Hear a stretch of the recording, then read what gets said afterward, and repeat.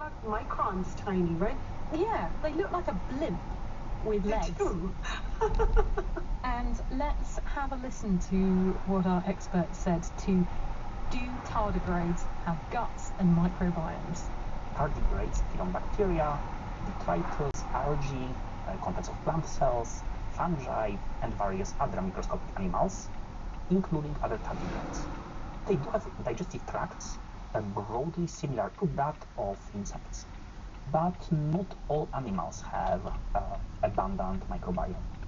And I would say that many tardigrades may not have much bacteria, or at least not much specialized bacteria, but they can be colonized by some environmental bacteria, which may form colonies in their digestive tract. Thank you to Dr. Piotr Likrasek and Aaron for asking the question.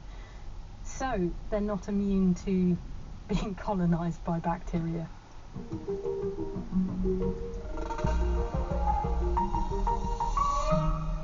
Now, we're coming towards the end of the show, but I'm allowed a personal pick. And since we started this show, Chavi, with talk of endlings, the last remaining individuals of a species, we've not mentioned being an only child yet. Is anyone on the team an only child? Andrada? I have a younger brother. Chavi? Same. And Marnie, you've got 4. I have four very lovely siblings. Do you feel, though, that there's a stereotype about only children? Was that... Oh, absolutely. Go on. So the stereotypes apply, I think, to single pets as well. Don't know how to share, don't know how to play fair, always the winner, don't know how to really lose because there are no competitions with your sibling, and perhaps they're a little more polite than as fractious siblings who fight with each other. Those are the stereotypes. Are they true? I don't know. Well, presenter Harriet Noble, who was at the BBC World Service, she is an only child, and she heard enough of the comments to dig into the topic for a documentary called Only Not Lonely, and take a listen to the origins of the anti-only prejudice. The stereotype of the lonely, selfish and spoiled only child was fueled by the eminent American child psychologist Granville Stanley Hall, who over 100 years ago declared that being an only child is a disease in itself, because he thought we were so disadvantaged. And it's never really gone away.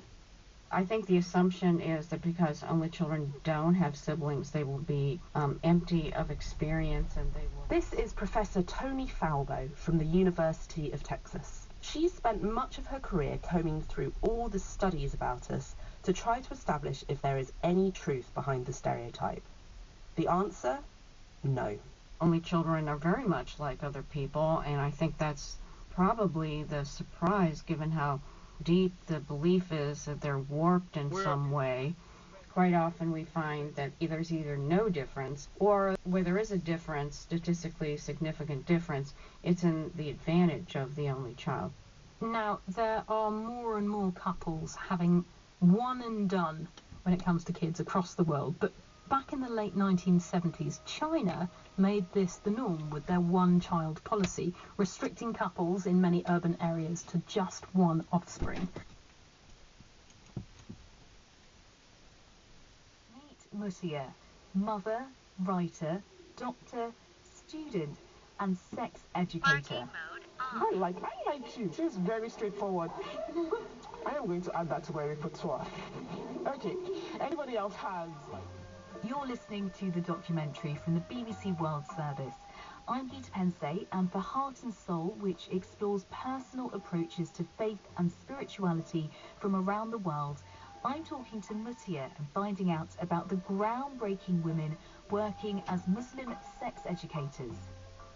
So, you're coming in, for example, in your hijab or whatever.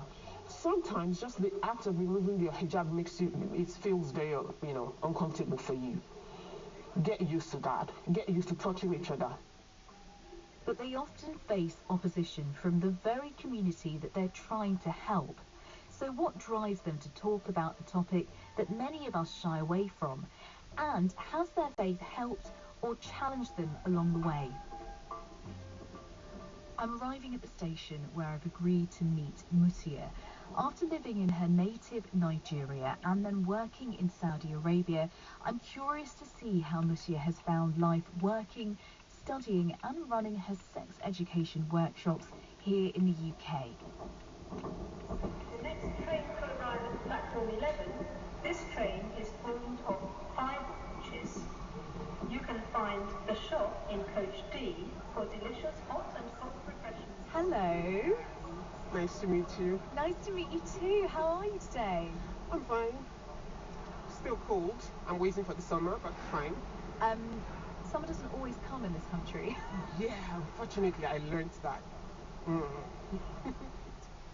This is Mutia Badruddin, a 40-something Nigerian mother of 3 and experienced doctor. Dressed in a black niqab with a shawl over the top and a silver pleated skirt. I'll be honest, she's not what I imagined a sex educator might look like. But Mutia runs workshops and lectures on sexual and reproductive health awareness. Right now, she's studying creative writing, as well as building her new social enterprise working on sex education. So we're coming into, is this one of your lecture rooms? It's actually the lecture theatre in the Enterprise Centre. So I have over 18 years of experience in obstetrics and gynecology, mostly in Nigeria and in Saudi Arabia. And one thing that became very obvious to me very quickly was the fact that women generally, but Muslim women in particular, do not know enough about their body. And that is me being generous. They do not know anything about their bodies.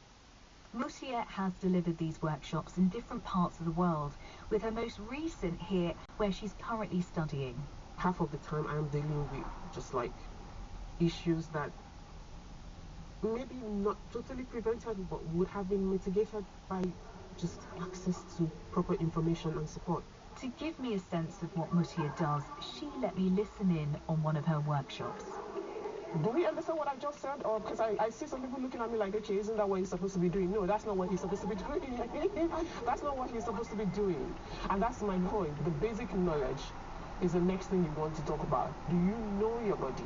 I asked Mutia how she decides what to talk about in the workshops. Oh, literally anything.